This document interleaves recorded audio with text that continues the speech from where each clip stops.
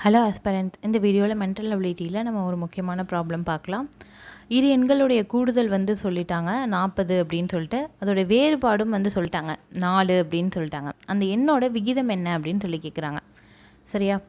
ரெண்டு எண்கள் என்ன வச்சுக்கலாம்? எக்ஸு ஒய் அப்படின்னு ரெண்டு எண்கள் வச்சுக்கலாம். ஏன்னா ரெண்டு எண்களோட மதிப்பு என்னன்னு நமக்கு தெரியாது, அதனால் எக்ஸ் ஒய் அப்படின்னு எடுத்துக்கிறோம்.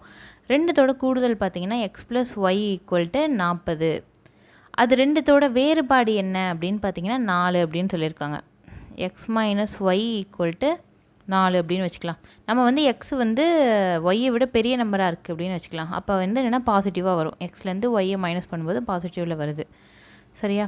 இப்போ நம்ம என்ன பண்ணலாம் அப்படின்னு பார்த்தீங்கன்னா, இங்கே ப்ளஸ் ஒய் இருக்குது, மைனஸ் ஒய் இருக்குது. ரெண்டுத்தையும் நம்ம என்னென்னா கேன்சல் பண்ணிடலாம். இந்த எக்ஸையும் கூட்டலாம். கூட்டினா 2x வரும். 2x ஈக்குவல் டு 40 இருக்குது, கீழே 4 இருக்குது. ஸோ 44 அப்படின்னு வந்துடும். அப்போ எக்ஸ் இஸ் ஈக்குவல் டு என்ன வரும்? 44 டிவைடட் பை 2. 44 2ஆல் வகுத்தா என்ன வரும்னா 22 அப்படின்னு நம்மளுக்கு ஆன்சர் வரும்.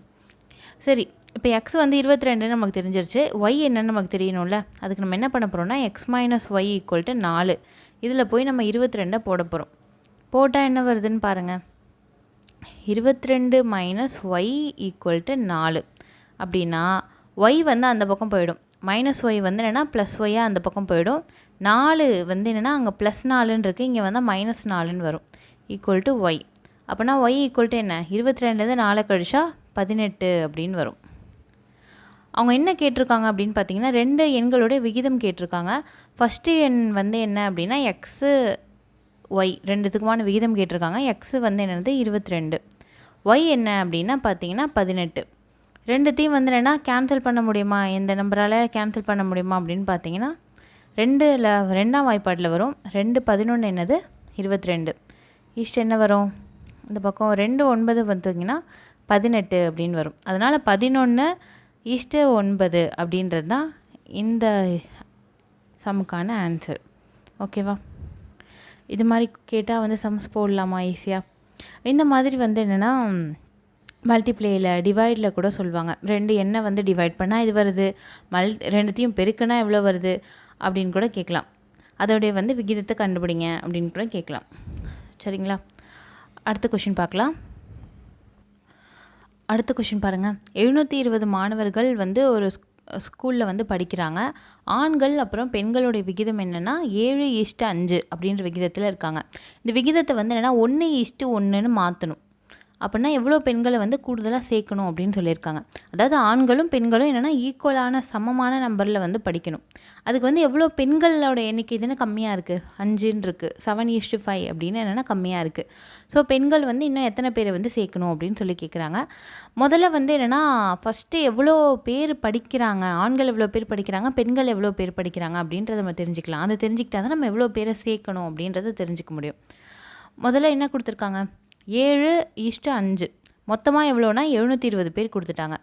7x அப்படின்றத மாணவர்கள், 5x அப்படின்றவங்க மாணவிகள். ஈக்குவல் டு எவ்வளோ டோட்டலாக அப்படின்னா 720 பேர் இருக்காங்க. ரெண்டுத்தையும் கூட்டினா என்ன வரும் அப்படின்னு பார்த்தீங்கன்னா 12x வருதா? ஈக்குவல் டு 720 அப்படின்னு வருமா? இப்போ எக்ஸ் இஸ் ஈக்குவல் டு என்ன வரும்னா 720 டிவைடட் பையில் 12 அப்படின்னு வரும். இது எதால் கேன்சல் பண்ணலாம்? 6ஆல் பண்ணால் 6 2 12. 6 1 6 வரும், மிச்சம் 1 இருக்கும். 6 2 12 வரும், 0 வரும். அடுத்தது பார்த்திங்கன்னா 120/2 1 வரும், 2ஆல் அடித்தா இங்கே 60 அப்படின்னு வரும். அப்போ எக்ஸ் இஸ் ஈக்குவல் டு என்ன அப்படின்னா 60 அப்படின்னு நம்ம கண்டுபிடிச்சாச்சு. இப்போ மாணவர்கள் எவ்வளோ, மாணவிகள் எவ்வளோ அப்படின்னு நம்ம பார்க்க போகிறோம். மாணவர்கள் எவ்வளோ அப்படின்னா 7x. அப்படின்னா என்ன? 7 × 60 அப்படின்னா 420 பேர். மாணவிகள் எவ்வளோ அப்படின்னா 5x. 5xனால் 5 × 60 அப்படின்னா எவ்வளோ? 5 × 60னா 300 பேர் அப்படின்னு அர்த்தம். ஓகேவா? மாணவிகள் எவ்வளோ அப்படின்னு கண்டுபிடிச்சாச்சு. மாணவர்கள் 420 பேர், மாணவிகள் 300 பேர். சரியா? இதை நம்ம எப்படி மாற்றலாம் அப்படின்னா, இதுக்கு ஈஸியான ஒரு மெத்தட் இருக்குது. என்னன்னு பாருங்கள். அவங்க என்ன கொடுத்துருக்காங்க? ரெண்டு பேரையும் 1:1 அப்படின்ற விகிதத்தில் மாற்றணும். சரியா? மாணவர்கள் என்னென்னா அப்படியே தான் இருப்பாங்க. மாணவர்கள் என்னென்னா ஆட் பண்ணுறதா அவங்க சொல்லவே இல்லை. மாணவிகளை தான் ஆட் பண்ண போகிறாங்க. 420 பேர் அப்படியே தான் மெயின்டைன் ஆவாங்க. 300 பேர் ஏற்கனவே மாணவிகள் இருக்காங்க. இன்னும் கொஞ்சம் பேர் வந்து என்னென்னா எக்ஸ்ட்ராவாக சேர்க்க போகிறாங்க. எக்ஸ்ட்ராவாக சேர்க்குற நம்பரை நம்ம என்னென்னா ஒய் அப்படின்னு வச்சுக்கலாம். சரியா? எக்ஸ்ட்ராவாக சேர்க்குறவங்கள ஒய் அப்படின்னு வச்சுக்கலாம். இப்போ என்ன பண்ணலாம் அப்படின்னா குறுக்கு பெருக்கல் பண்ணுங்கள். இங்கே பெருக்குங்க. பெருக்குன்னா இங்கே 420 வரும். ஈக்குவல் டு மேலே வந்து என்னென்னா 300 ப்ளஸ் ஒய் அப்படின்னு வரும். அப்போ ஒய் ஈக்குவல் டு எவ்வளோ வரும்? 420 மைனஸ் 300 எவ்வளோ அப்படின்னா 120 அப்படின்னு வரும். அப்போனா என்ன அர்த்தம் அப்படின்னா 120 மாணவிகளை சேர்க்கணும். அப்போ தான் வந்து ஆண்களுக்கும் பெண்களுக்குமான விகிதம் வந்து 1:1 அப்படின்ற ஆன்சர் வரும். சரியா? அதனால் 120 அப்படின்றது தான் நம்மளுக்கான ஆன்சர். ஓகேவா? ஓகே, இதோட இந்த வீடியோ முடியுது. நெக்ஸ்ட் வீடியோவில் இன்னொரு முக்கியமான ப்ராப்ளத்தோடு பார்க்கலாம். தேங்க்யூ.